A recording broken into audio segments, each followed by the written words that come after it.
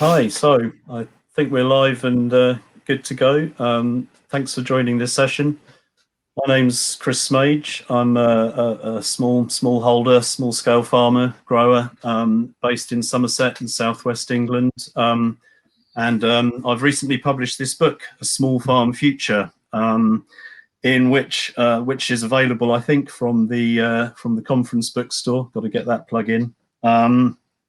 And basically, I argue in the book that in the future, we or our descendants, I think, are going to be in a lower energy, lower capital situation. Many more of us operating in with sort of economic localism. Many more people involved in farming locally. And in many ways, I think that's quite an enticing possibility, but it does have difficulties, and it's certainly not where we're at presently. And I'm very pleased to have a couple of people who are very well qualified to discuss some of the obstacles to realising that enticing vision with me. Firstly, Guy Shrubsole, who's published this fascinating book, Who Owns England, which is also available in the conference bookstore.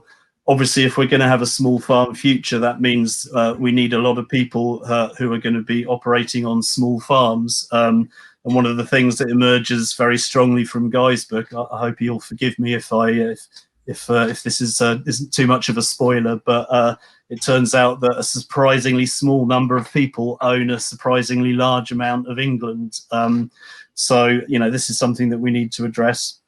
I'm also delighted that we have Elise Vach joining us, who's done all sorts of work over the years in different aspects of agroecology, but most recently she's been doing some research in Scotland, in the Scottish Highlands, where, if anything, ownership is even more concentrated and disastrous than it is in England. But interesting things have been afoot in Scotland, perhaps a bit more than in England. So I'm really looking forward to bringing both Guy and Elise in and discussing these issues.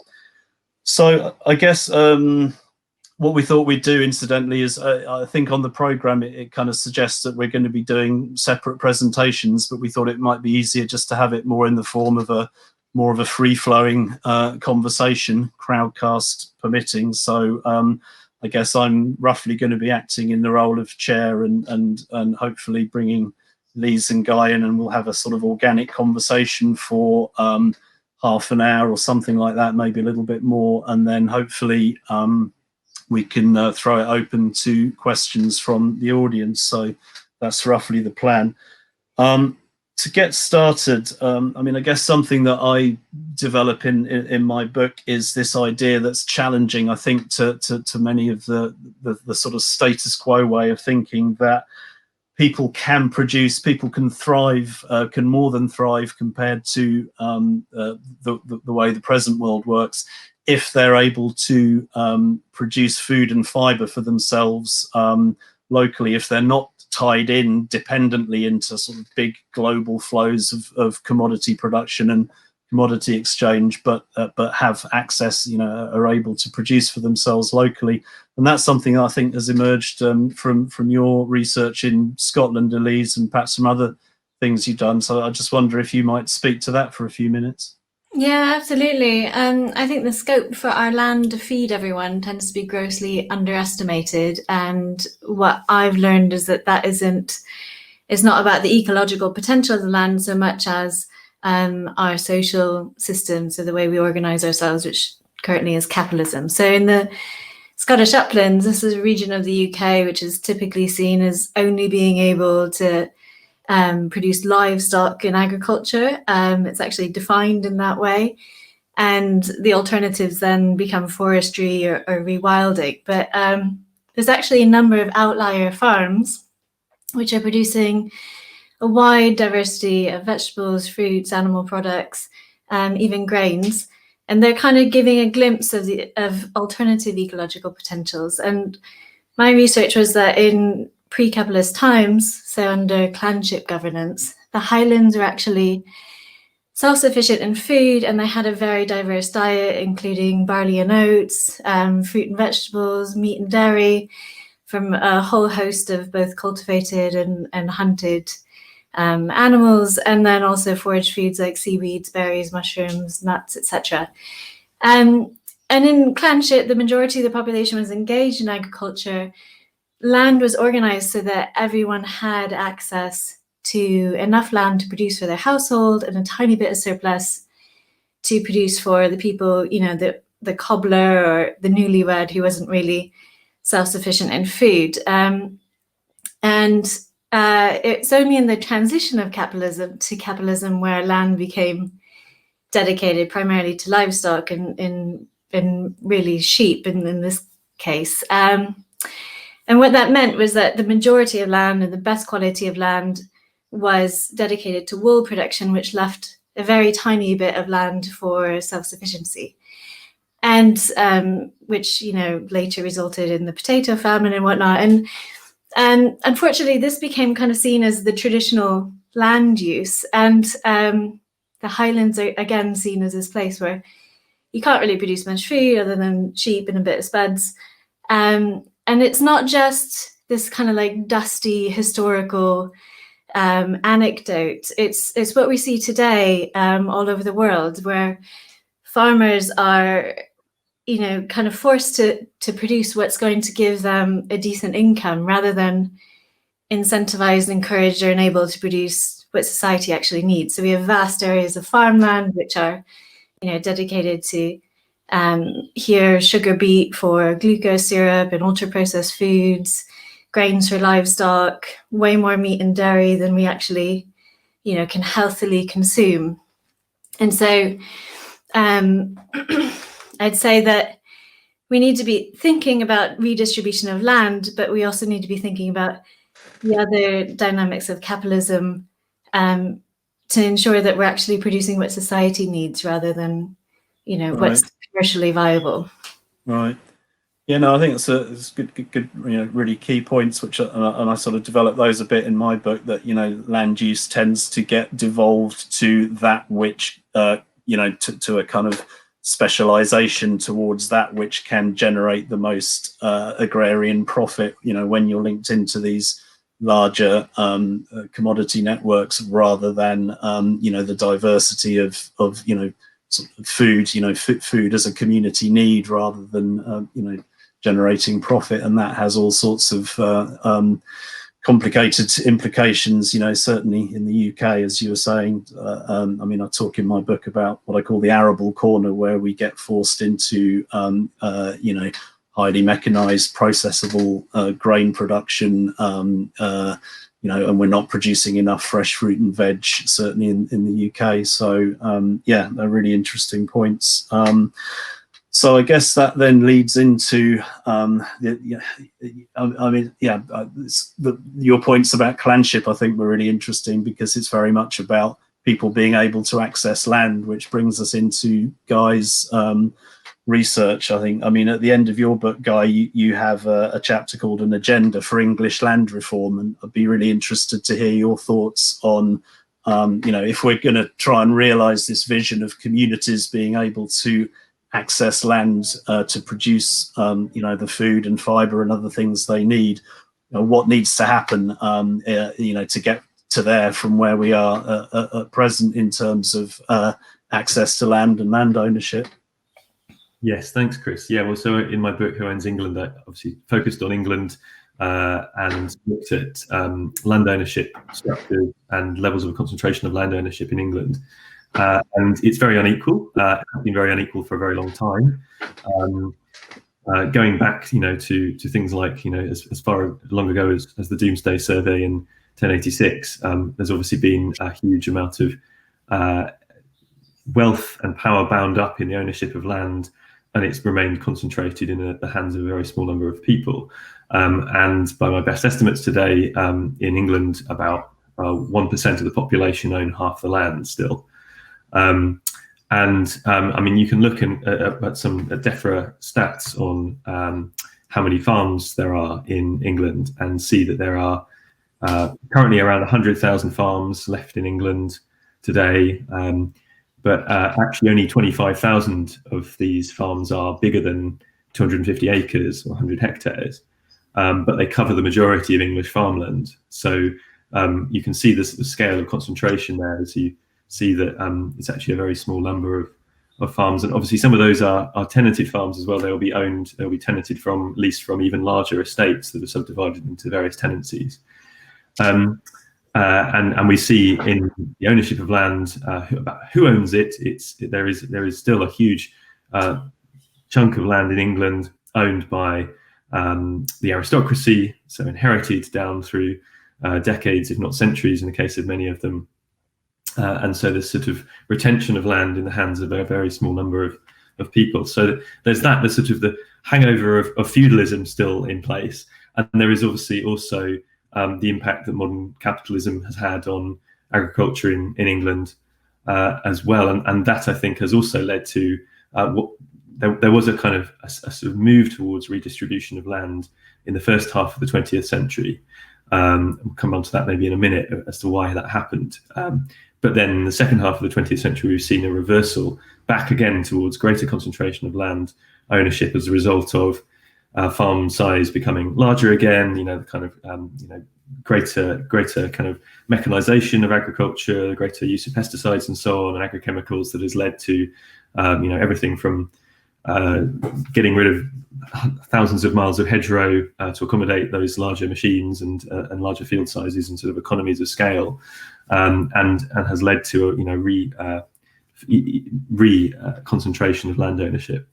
One of the reasons that there was a move away from ever concentrating land ownership in the first half of the 20th century, and to some extent into the second half, was due to one of the things that I look at in the thing that you mentioned, Chris, the sort of the agenda for English land reform at the back of my book, and that is that's the movement to create county farms. And county farms are council-owned farms owned by local authorities in England. There is also some in Wales as well, and they were a deliberate effort to basically enfranchise and allow access to the land for smaller scale, capital poor farm workers, land workers. And they came about as a result of the agricultural depression in the late 19th century. They were created by and pushed forward by central government and then by local government, and they really expanded massively in the first half of the 20th century. They sort of, in some ways, sort of bound up in the kind of dig for victories during both world wars, but they were also a wider response to agricultural depressions and the perceived need to kind of create greater employment on farms at the time, and also to push back against that concentration. And I think they remain, although they've diminished much in the last 40 years since the onset of neoliberalism and the sell-off of many of these farm estates, they remain a really important way to get in farming, run on farming ladder, if you like. In an era when the average age of a farmer in England is 60, when there is a clear need to kind of increase the number of people getting into farming with fresh ideas, fresh blood, rejuvenate the sector, embrace agroecology and other forms of farming in ways that are environmentally sustainable, then I think it's really crucial that we have these ways into farming for more people, and county farms remain a really good way of doing so. But as I say, they have unfortunately suffered from privatisation and austerity. About half of the area of county farms that existed in 1979 have now been sold off through under successive governments. And so I think defending what we have there in the remains of the remaining county farms estate and then extending that in the future is one useful way of trying to envisage a small farm future, I guess, and to envisage more people being able to access land in the future.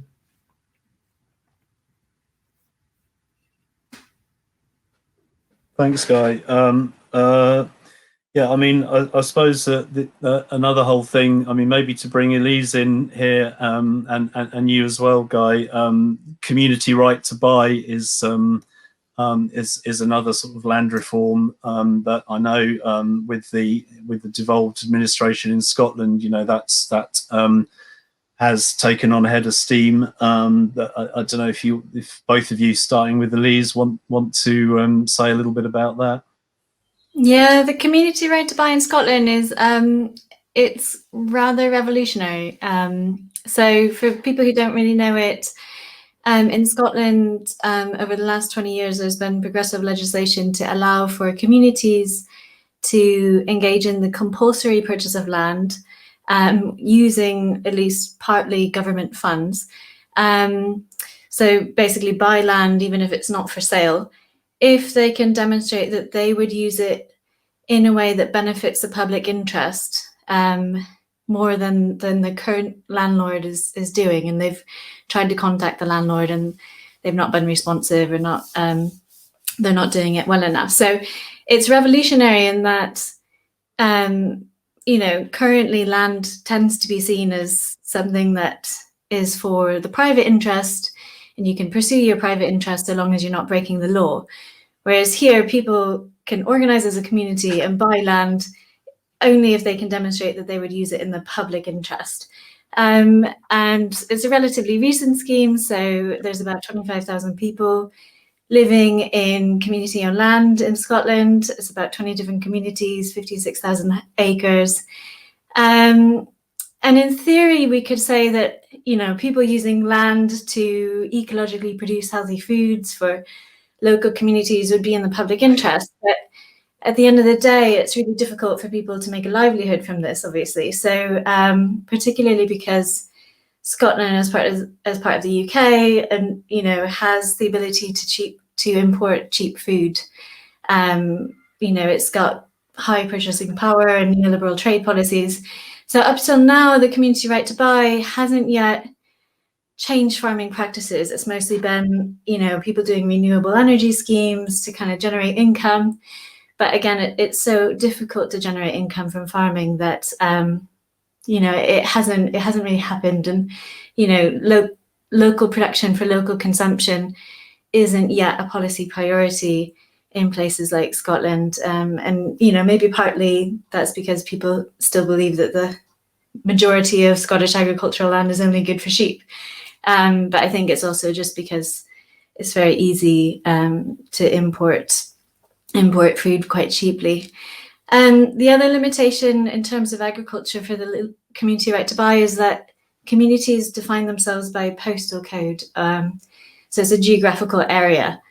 And this is great to prevent kind of people trying to buy land from wherever they live. But, as Chris talks about quite a lot in his book, and I would really agree, if we're going to have ecological food systems, we need way more people farming the land. And so we need urban to rural migration. And there's quite a growing number of people who want to farm, who are living in urban or peri-urban areas. They're in Glasgow and Edinburgh, who want to get out and get some farmland, but because they're not already in those areas, and they can't necessarily benefit from the community right to buy. So it's quite a tricky one to navigate, but I think it's early days, and Scotland will find its way through.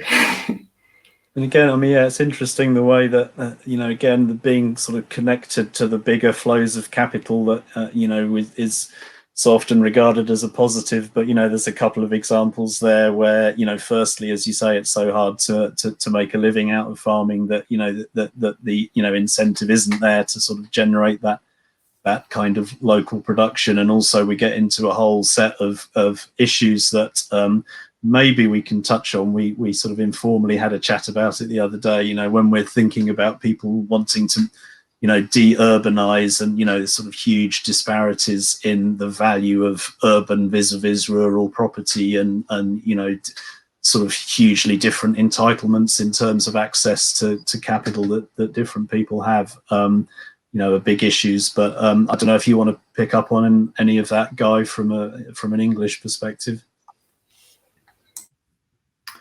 Yeah, sure. I think for all its obvious, shortcomings so far, England looks on Scotland's community right to buy with some degree of envy, because we just don't have the same powers here. Whilst there have been sort of a weaker form of community right to bid under the, I think, 2011.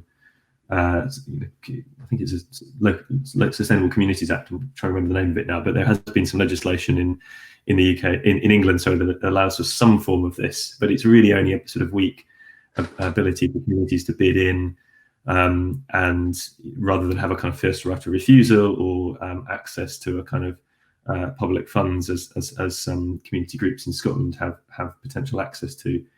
And so, although there have been some, community buyouts in England, they tend to be of things like pubs and, town hall, like small sort of village halls, kind of useful but small scale kind of purchases of community assets, rather than large areas of land or estates, or potentially things like moorland, which would be very valuable to some local communities who depend on them as essentially natural flood protection. I'm thinking here of places like Hebden Bridge or other upland areas, but are still nevertheless maintained as essentially sending flooding down into those towns, because they're used as grouse moors by very small numbers of large landowners. So if England had some of the same powers that Scotland now does in terms of community right to buy, I think it could be a great step forward. But obviously, even so, it wouldn't necessarily address the problems with the value of land, the sheer price of land, how much it costs. So the recent Langholm moor community buyout that took place just over the Scottish borders, obviously was fantastic that it was at least partially successful, but had huge amounts of trouble in raising the millions of pounds it needed to even buy, I think, half the area of the estate that they were wanting to buy from the Duke of Buccleuch.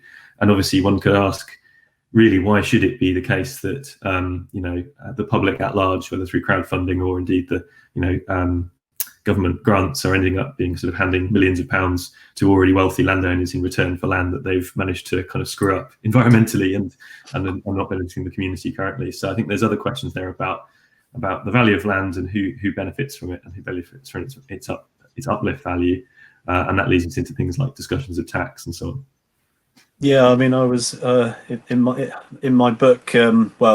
Perhaps in keeping with the radicalism of this conference, one thing I suggest in my book is basically inheritance tax. I mean, like 100% inheritance tax that then is returned to people as a sort of capital grant to get established in work, which would be largely farm work. I mean, the problem with that, I think, is not so much the detail of the policy as making it at all plausible politically.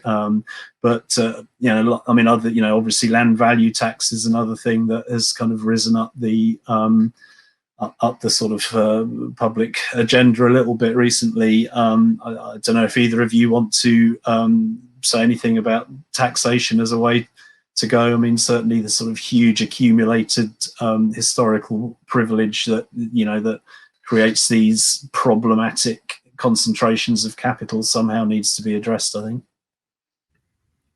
Happy to speak to that, and then hand over to you, Elise, if you've got things you want to say on that. I mean, just on inheritance tax. So there was a great report by conservationist writer Miles King a couple of years ago called, I think it's called "Where There's Muck, There's Brass," and he looks at the total sum of tax breaks available to landowners and farmers, and he actually finds that they total around £2.5 billion a year in tax breaks, which is almost as much as actually the total in subsidies that have been got through the Common Agricultural Policy and future UK farm subsidies. So we've obviously had a lot in terms of discussion of farm subsidies in the last couple of years because of Brexit and because of the changes that are coming in terms of how those subsidies are going to be handed out, or you might call them payments now, because they're going to be payments in return for ecosystem services largely, rather than simply subsidies for the area of land that a landowner or farmer owns or manages. And while some of those aspects of subsidy reform are good, we obviously haven't really talked very much about the tax breaks that are also available. Now, often those tax breaks are talked about in terms of, well, actually, if you got rid of them, you'd be breaking up family farms. That could be the case. Obviously, I think we'd want to guard against that. But I think also it's worth looking at actually who are the major beneficiaries of these tax breaks. And another piece of research was done into this by Tax Justice UK, an NGO a couple of years ago. Actually, no, this was last year, sorry, 2020. And they found that of the £800 million specifically in inheritance tax breaks that goes to farmland and businesses rather than some of the other tax breaks, 70% of those inheritance tax breaks went to property worth over £1 million. And so they looked further into that and looked at how many landowners are really benefiting. There's clearly a small number of already quite wealthy, or certainly capital wealthy landowners and farmers who are benefiting from those tax breaks. So I think there's an argument there for reviewing that. Obviously, you may wish to bring in tax breaks for land that is being managed in a particular way, so that could incentivize and help incentivize agroecological forms of farming or rewilding or whatever you wish to promote. But that would be an alternative way of structuring the tax system, rather than just simply having a kind of blanket tax break applied to agricultural land. Lise, any? I wouldn't have loads more to add, but I would just say, obviously a lot of the tax breaks make it so that land becomes a safe commercial investment. And, we need to think about policies which are, moving away from land being this commercial asset, this safe investment, and actually, using land in the public interest. So absolutely. And, moving away from the inheritance tax relief, maybe thinking of provisions for smaller farms, but maybe not. I think, Chris, in your book, you up for letting go of your farm even if your children don't get it. Maybe not. I don't know. Well, I mean, I think there's a real. I mean, as both of you have referred to, I think there's this real tricky balancing act between sort of continuity and sort of some sense of building longer term, sort of investing in a farm. But the problem is that land value or capital just concentrates so easily and then locks most people out ultimately. So one way or another, I don't have I think none of us kind of have a sort of magic wand with the answer. Obviously there's trade-offs involved in all of these things, but somehow we need to find ways of preventing value sort of concentrating and locking people out. But maybe to move the conversation on a bit, one thing that is sort of on my mind, and I talk about it a bit in my book. I mean, going back to what you were saying, actually, Elise, is in terms of community buyouts, the idea of organising as a community in the public interest. There's kind of two sort of complexities there, which is firstly, we often tend to talk about community as if there is this kind of single thing, the local community. It's kind of a feel-good word. I mean, I talk about this a bit in my book, whereas in reality, who is the local community? It's, there's all sorts of divisions and potential issues there. And also the public interest, we tend to think of the modern state as sort of somehow acting in the public interest, or that, we can sort of make some call on the state. And that would certainly be, since I sort of nailed my colours to the mast and said, 100% inheritance tax, that's only going to work if me and the majority of people in society have an absolute faith in the state as having our backs. And of course, I guess maybe everyone's relating to, whatever they're talking about, to events we've seen recently, in Washington, DC last week. That shows very clearly that, there is not a unified community, and nor is there absolute faith in the state. And I mean, perhaps I should just say a word or two. I did bill myself in the programme to say a little bit about Wales, which we've been talking a bit about England and Scotland, but not Wales. I've got to say I'm not Welsh myself, or especially well grounded in what's going on in Wales, but there's been one or two interesting reviews of my book from a Welsh perspective, and I did a really interesting webinar a couple of weeks ago with Jane Davidson, who was Environment and Housing Minister in the Welsh Government, and she's written this book, Future Gen. So I can't hold it properly to the camera. There we go. Fellow Chelsea Green author, and she's also been involved in the conference. But interesting thing in Wales under her watch. Firstly, the One Planet development stuff, which has made it easier for people to set up small, self-reliant small holdings, but also the Future Generations Act, which puts a a big onus on government to consider future generations and the impact of government policy on future generations. And Jane talks about that really interestingly in that book, which I'd thoroughly recommend. But just to read out one little quotation from her book, she says there are new disruptive conversations at the local level about what communities want to do for themselves and how that can be facilitated through the Act's permission rather than seeing the state as the answer. And I thought that was sort of interesting in terms of, you know, if you've got a sort of good and complex connections between state and civil society, you know, there's potential for good interaction around that, which seems to be to some extent what's happened in Wales.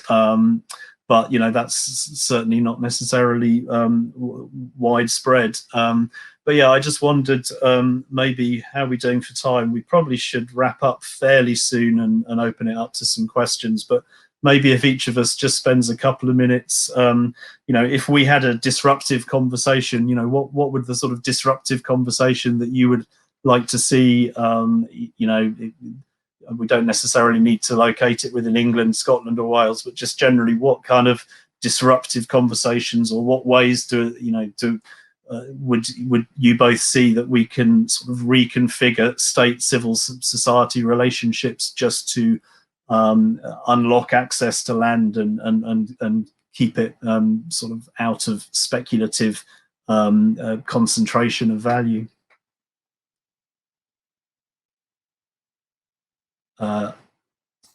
Guy, Elise, you unmuted first. Elise. Yeah, it's a big question. I don't know if I can fully tackle it, but I guess, you know, I think there's often seen to be this tension between individual and collective interest, right? And where do I start? I think that we have a long way to go to be able to have the skills and also the structures for people to have those discussions and debates about how we manage our resources. So it's not that I'm not advocating that everything should be held in common or managed in common or owned in common, but at the end of the day, we have a finite amount of agricultural land for our collective humanity. And I think we need to think about how we organize things. So whether it's, you know, procurement strategies combined with changes to, you know, how we organize our trade, so that we're, you know, having the same standards for what we're importing as what we want to produce here.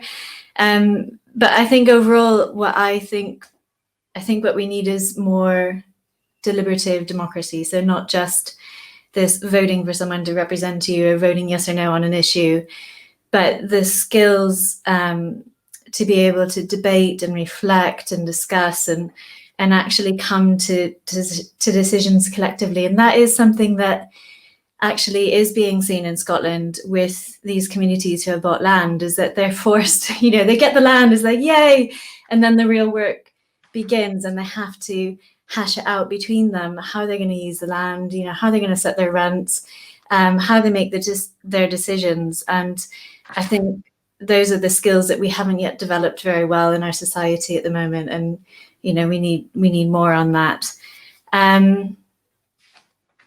Yeah, yeah, I'll stop there. All right, yes. It's an embarrassment of riches to talk about, but yeah, Guy, any thoughts? Yeah, sure. I mean, I might make a bid for a more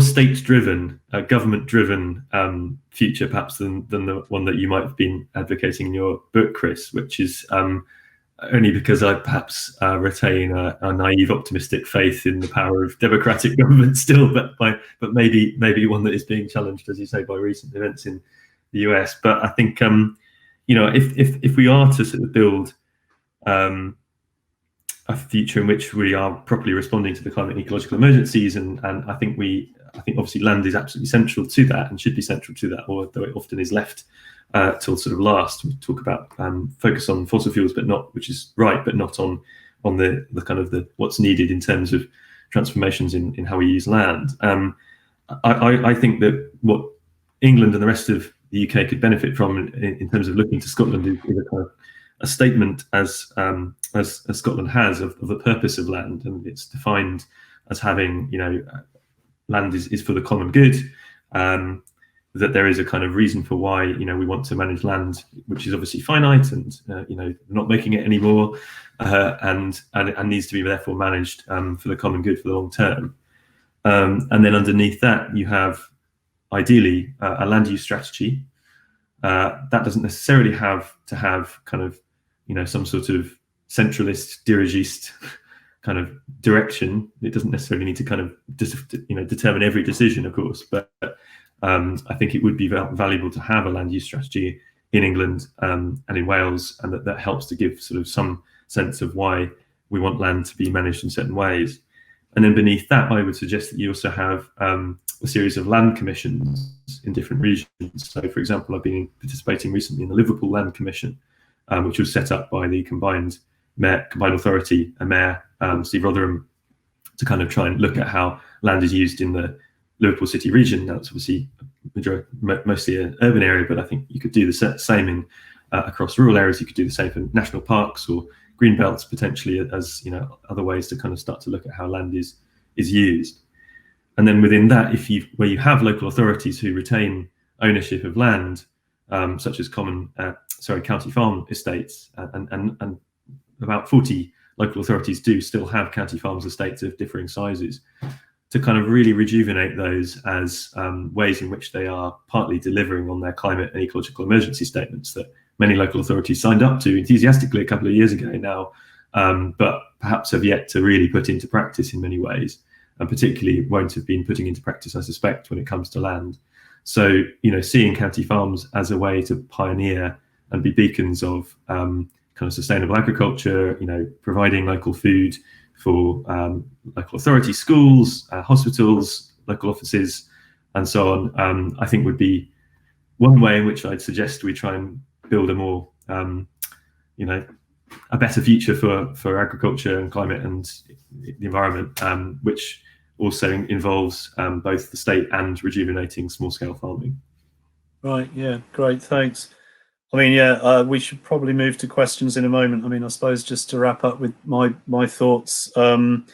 I mean, in my book, I talk quite a lot about the kind of ownership, the sort of broad structuring ownership methods, commons, private and state. And I think, it's very easy to sort of get into these discussions about which one of those is better. And there's a sort of vast history and vast experience around the world where pretty much you always get, they always go together. We need, we need to sort of radicalize common ownership, but also, look at the whole histories of private and household production in that context. And it's really the kind of relationship between the two and how that links to the state. And hopefully Guy is right. My sort of cynicism about the state in my book, in some ways I'm sort of suggesting that we are facing political and economic and ecological crises that I think are going to throw a lot of the things that we've become accustomed to into the mixer.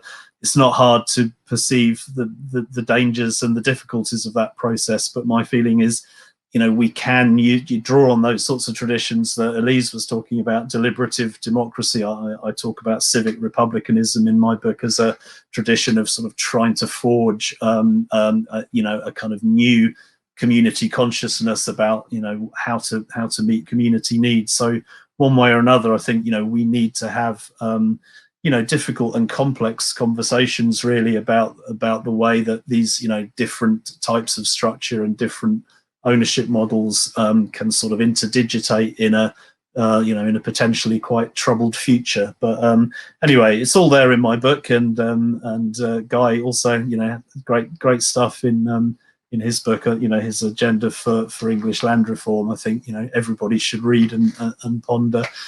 So thanks very much to both of you for feeding into this. We should look at some questions, I think, which I haven't really had a chance to look at the question panel because I've been yabbering away for the last minute or two. I'm happy to take one while you look at the others, Chris. Yeah, go for it, Elise.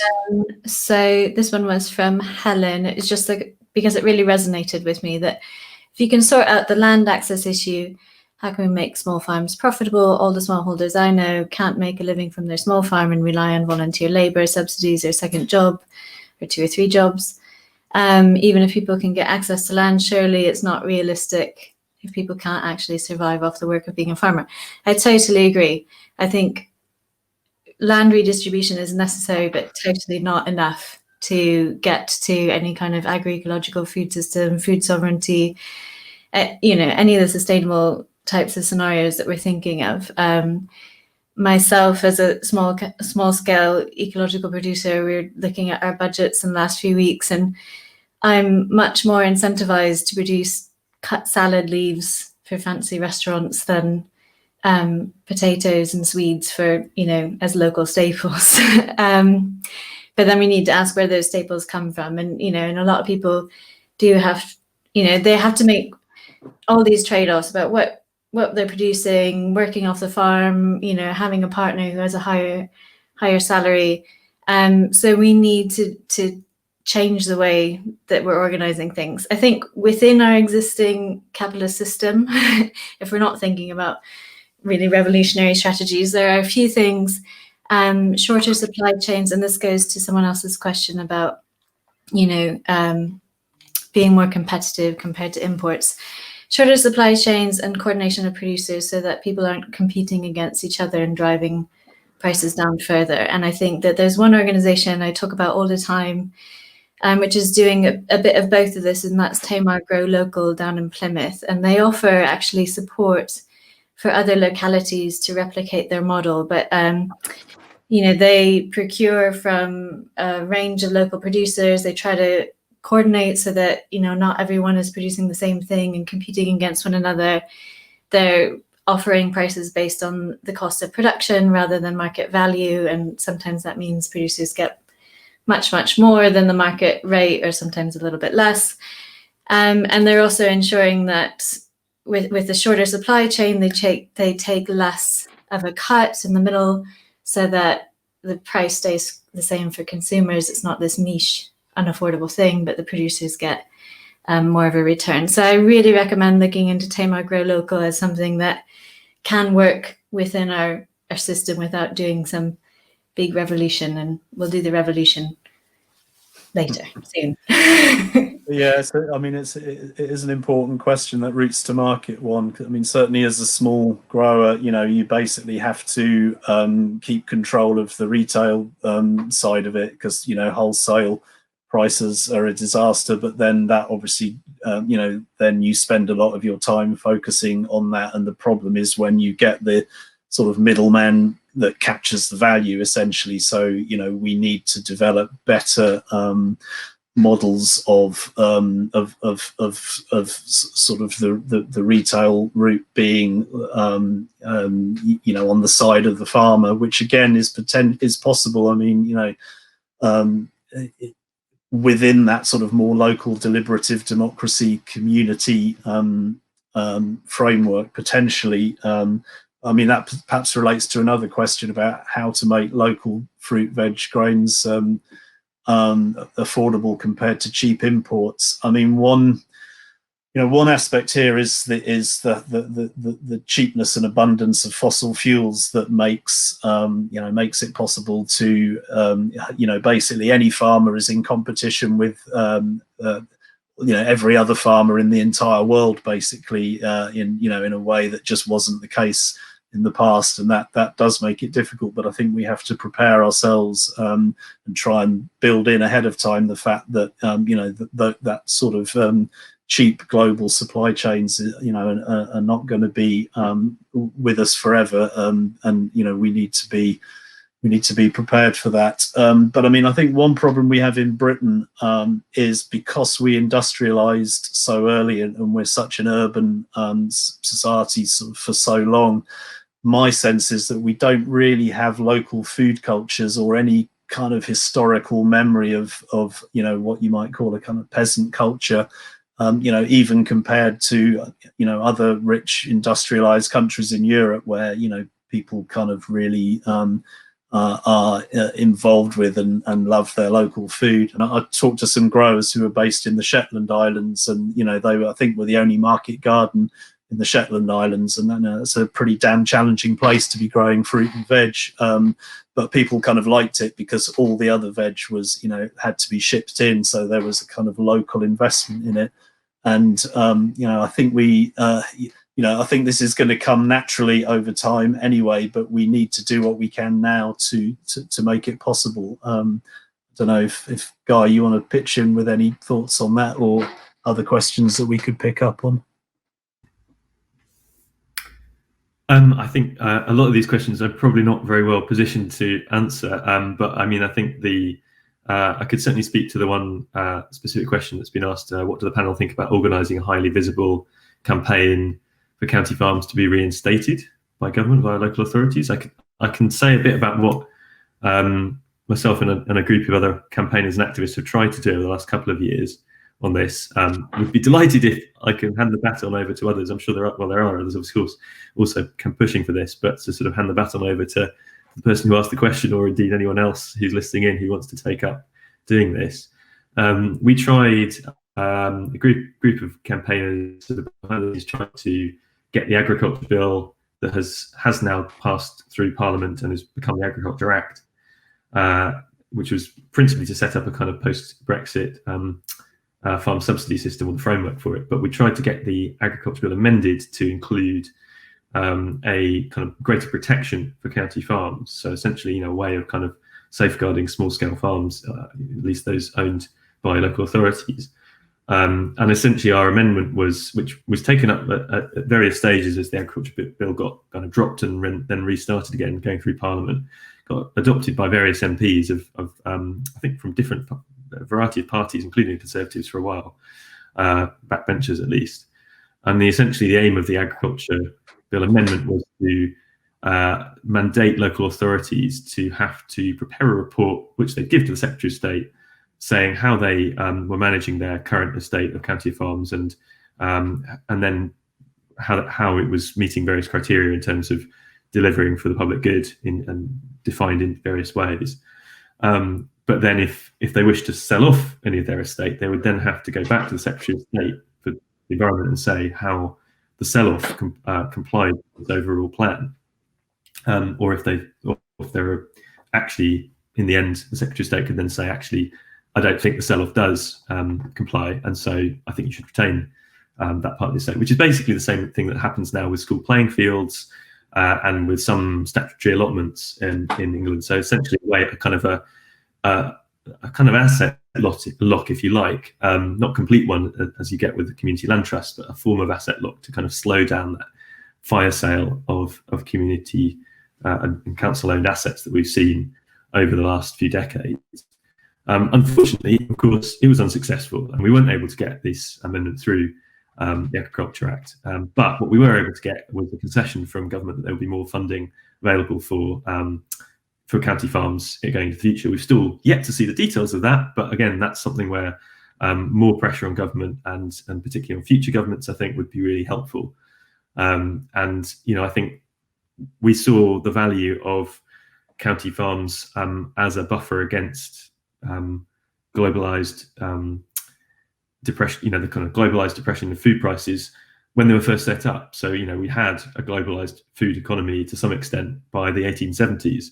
That triggered, you know, the import of cheap grains and cheap meat from the US and Argentina at the time, forced down food prices in England and in the UK, leading to the agricultural depression that got us the setting up of county farms in the first place. So I think we can learn from history here and see the value of something where it protects small-scale farmers from some of the vagaries of the global economy. Right, and I'm seeing, some interesting questions along those lines about, you know, how can we make small farms profitable and you know, low food prices vis-a-vis high living costs. I mean, you know, that's a key issue. I mean, one thing I think is we have to say we can't really make small farms profitable, and I suppose part of what I'm trying to, I mean, we can't sort of, under the existing sort of economic structuring, but so part of this whole debate about access to land is about circumventing that. And I mean, I think one thing we need to do is try and transcend, certainly in the planning frameworks, we've got this very firm distinction between for-profit commercial farming and food production. I mean, Guy talks interestingly in his book about allotments. Obviously, we've been talking about county farms today, but I mean, there's a whole kind of continuum between, backyard gardening basically and commercial farming. And I think, part of the political challenge, I think, is to unlock that and sort of get away from the distinction.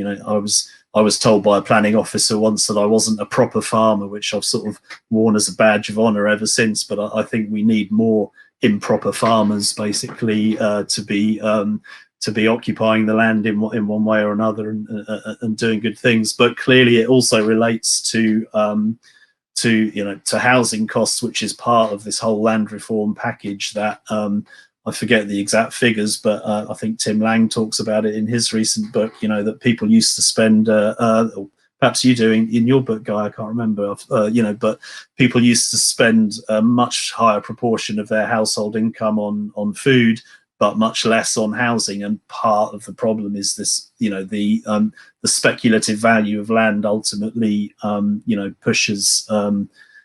pushes housing costs up, so that then the pressure is on cheap food, which is enabled by by fossil fuels and all the rest of it. So we've got it's a sort of multi-pronged approach, but I don't think any individual small farmer is not really able to they can't take on that battle themselves and sort of be more profitable. I mean, obviously there's always ways that we can learn to be better farmers and more efficient, but the problem is not in the farming, it's in the economic structures, and so that's kind of what this whole discussion is about ultimately. Is about getting back that private capture of land value ultimately and putting it back into the public domain, which will then potentiate this much more diverse and locally oriented forms of farming. We've probably, I think we've only got another couple of minutes. Do we want to pick up another question or closing comments from either of you? There's a couple I could speak to you very quickly, just to rattle through a few more. One of the questions was, as an inheritance tax already exists and people already find ways to dodge it, how would we ensure that it also includes these large-scale landowners rather than just small-scale owners? I guess very briefly in that, I would say one of the means by which large-scale landowners avoid paying too much tax is the age-old structure of trusts. And this long before offshore tax avoidance existed, we had trusts in England and in English law. This is the means by which the Duke of Westminster, when the current Duke inherited his, I think, 130,000 acres of land from his dad, and huge amounts of other property and shares, he was able to pay very little tax on a £9 billion property empire. So one way in which you can start to mitigate against that is to start to have a register of trusts. There are registers of companies in the UK and Companies House. Having a public register of trusts would at least start to get greater transparency around who is using trusts as a means of tax avoidance. And very quickly also on another question which somebody asked was about the use of, would it be possible to transform grouse moors to be used for small scale agriculture? And I personally, I think that grouse moors, generally speaking, are on land that would be unsuitable for, to be honest, probably any form of agriculture. They are obviously often grazed by sheep and then managed intensively to become places where wealthy people can go and shoot grouse. I suspect that the best way to actually use the land, the moorland for grouse, that grouse moors are currently on, is to really allow that to rewild to a large extent. And to simply stop using it, certainly for grouse, and all the attendant moorland burning and damage that comes with that. I think that's probably it for me. I would actually say for the grouse moors, I think what we found that we used to have before capitalism was more of a mosaic in the landscape. So certain areas that were moorland and woodland and cultivated lands, and now we have kind of these vast expanses of mostly moorland or degraded pasture. And actually, there's a great project, the Blacklands project, which is investigating where there are pockets that can be cultivated. And I think, you know, what they advocate, and I really believe as well, is that the soil is not this fixed entity. It can be rebuilt, and a lot of it can be rebuilt through sustainable cultivation and adding organic matter and whatnot. Is, you know, a relationship. And so I think there are definitely pockets of areas which would be good for rewilding, but I also think there's quite a few pockets which would be suitable for cultivation and then other things as well. And then just to go to Jane on Scotland, the lack of essential infrastructure for local food production in the Highlands of Scotland, abattoirs, absolutely. I would say lobby your MSP to get funding, and also change the regulations for small scale producers, because, you know, the regulations are often written for larger scale production, and so it doesn't really allow for the smaller scale things. Mobile abattoirs and ones that can actually accommodate these heritage breeds of sheep or cattle or whatnot, I think are really brilliant. And there is some movement towards that in Scotland, but I know it's still quite a challenge for a lot of small producers. Okay, I think we're getting close to the end of our time. Perhaps I don't think we managed to answer all the questions, but perhaps I'll draw people's attention to my blog. Why not? www.smallfarmfuture.org.uk.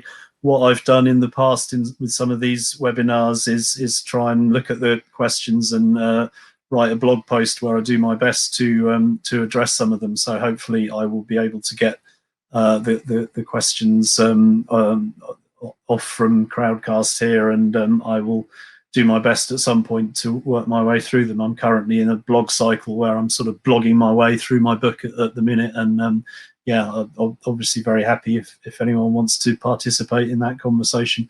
I do see one question about land value tax, which is an interesting one in the sense of a part of what I'm arguing for, as I was saying a couple of minutes ago, is to try and blur this boundary between commercial and for own use production. And I think, you know, I do have some issues about land value tax as, you know, when it's applied to rural farm property, because it essentially incentivizes people to do, you know, whatever is the most remunerative use that's sort of permitted within the, you know, the band, you know, the designated band.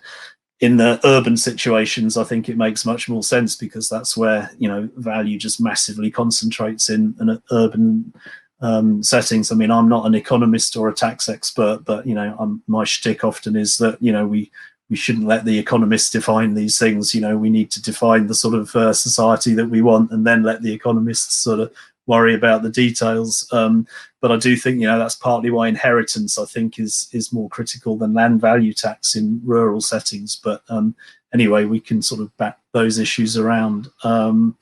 I think probably we're pretty much at the end of our time. So I think I should thank everybody for tuning into this session. I hope you found it interesting. I think the boss of the final message is that there are no magic solutions. That, you know, there's you know, there's a lot of work, but we need to you know, keep doing these, keep having these discussions, and more importantly, keep doing the activism and doing the kind of work that both Guy and Elise have been talking about. So my thanks very much to both of them.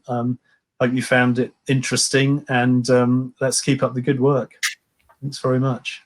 Thank you. Thank you. Thank you very much for the opportunity to participate. Yeah, it's been a pleasure.